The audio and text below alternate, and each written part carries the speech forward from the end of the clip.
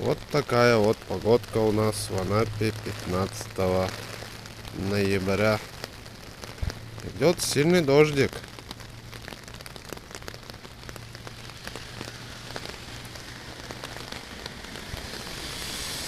Погода пасмурная. И так всю неделю ожидается.